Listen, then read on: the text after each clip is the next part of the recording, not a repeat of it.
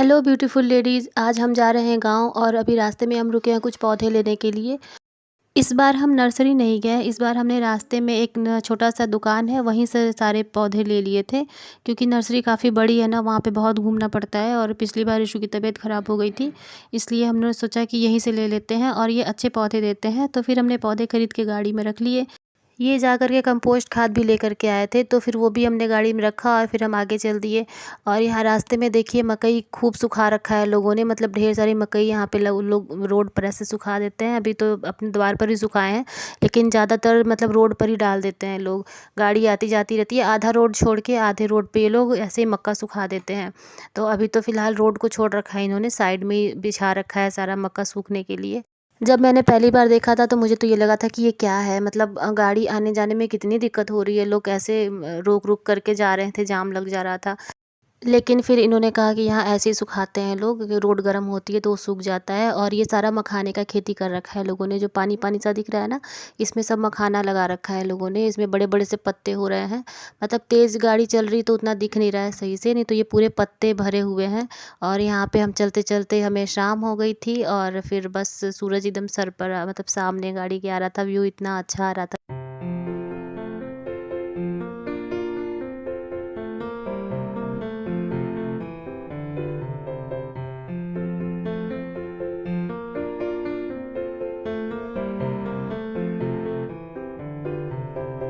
ये है हमारे गाँव के सबसे नज़दीक का मार्केट, इसका नाम है कोरिया पट्टी।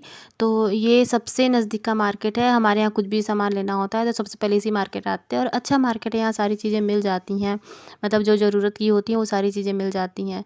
और यहाँ पर लोग शॉपिंग कर रहे हैं और सब्जियाँ इतनी अच्छी लग रही हैं ना देखने में, वीडियो में तो उतनी अच्छी नहीं है, लेकिन जितनी सामने से मतलब मैं जो देख रही थी ना, एकदम ताज़ी-ताज़ी सब्जियाँ थी। और फिर मैंने भी अपना सर ढका, क्योंकि अब बस अंदर हम लोग घुसने ही वाले हैं अपने गाँव में। Hede babu.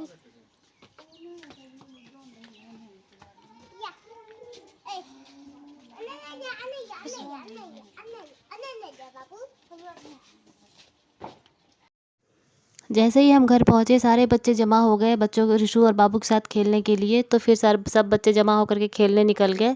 और घर पहुँचते ही बाबू तो इतना एक्साइटेड हो जाता है, उसको लगता है कि बस मैं कहाँ जाऊँ, क्या करूँ। और वो चला गया खेलने के लिए। फिर मैं भी मम्मी के साथ चली गई थी रूम देखने के लिए कि वहाँ पर क्या हो रहा है घर में अभी।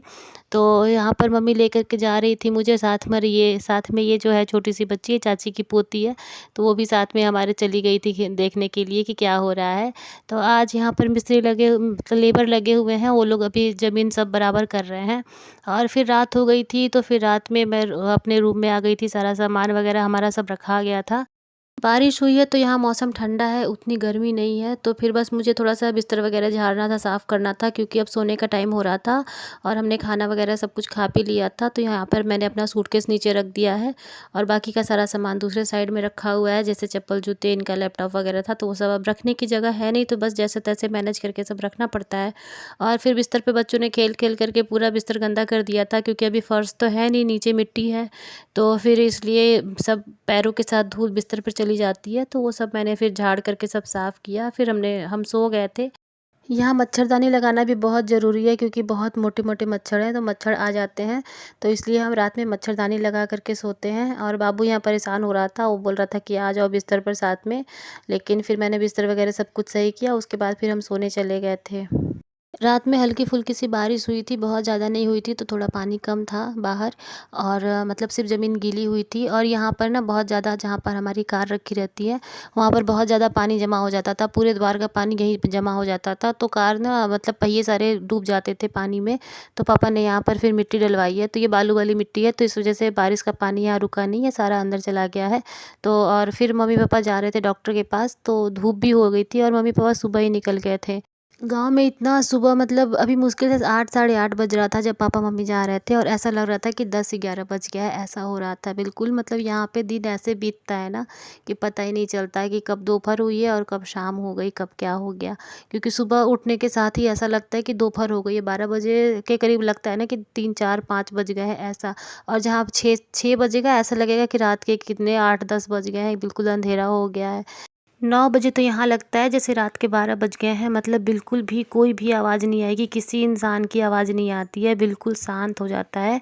और मतलब हम लोग तो जगे रहते हैं क्योंकि हमें उतनी जल्दी सोने की आदत है नहीं, तो बच्चे भी जगे रहते हैं। बाबू शाम में ही सो जाता है तो फिर वो उठ जाता है थोड़ी देर, मतलब 2 घंटे सो के वो उठ जाता है, तो फिर वो रात में काफ़ी देर तक जगा रहता है, खेलता रहता है। पता नहीं उसकी नींद ऐसी ही हो गई है, तो वो भी रात में लेट तक जगा रहता है, तो उसके साथ हम भी जगे रहते हैं।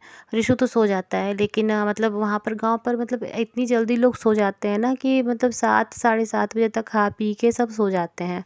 और सुबह साढ़े 4-5 बजे तक सबकी आवाज़ें आने लगती है, सब बाहर निकल जाते हैं और सबका आंगन एक ही में है, तो सबकी चहल पहल शुरू हो जाती है, तो पता चलता है कि हाँ लोग उठ गए हैं, कोई अपना आंगन लीप रहा है, कोई चूल्हा लीप रहा है।